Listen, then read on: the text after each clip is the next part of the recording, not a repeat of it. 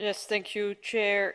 Dear colleagues, dear Commissioner, I would like to start by pointing out that, as so often, the Council doesn't seem to think that this debate is worth attending.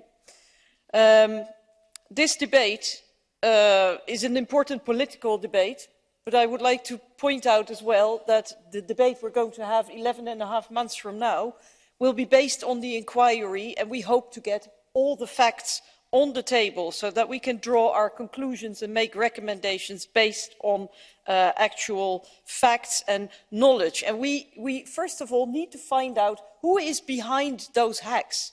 Who is using the spyware? For what purposes? Those traces need to be found, and that is extremely important because, as it has been pointed out by my colleagues, this is not just about individual victims whose privacy has been violated in the most horrifying way. This is about attacking the integrity of the decision-making processes in the Member States and in Europe. That brings me to the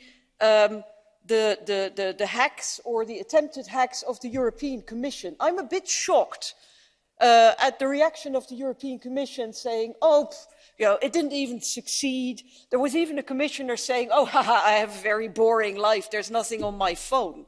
I mean, I can't believe what I hear. I would like to point out, Mr. Commissioner, that investigating this matter is not optional. This is not about individual problems. This is about the accountability of the European Commission to the European citizens and to the European Parliament. You have a duty to investigate, to find out who else has been targeted in the European Commission. And here, the fact that the hacks may not have succeeded is irrelevant, Mr. Commissioner.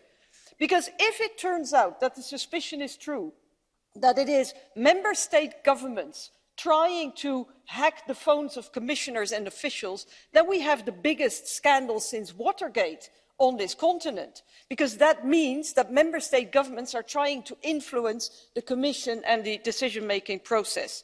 Now, I will not preempt the conclusions and the work of the inquiry committee, but I think there are a couple of things that we will be looking into specifically. One is, what legal framework is there for this kind of surveillance, this kind of spying in the member states, and how can people be protected against it? We will also look at the e-privacy regulation, of course. Then I think we urgently, and I've had this debate with the Commission many times over the last years, we need a definition of national security. Because if national security becomes a kind of space where everything is possible, there are no protections anymore, then we need a definition of what that space is. It needs to be demarcated.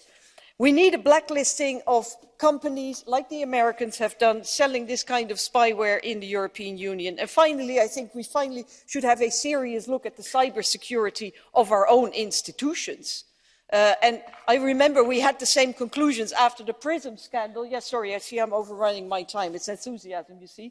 But I think after the conclusions of the PRISM investigation 8 years ago, we finally need to get going with the cybersecurity of our own house. Thank you, and apologies for overrunning.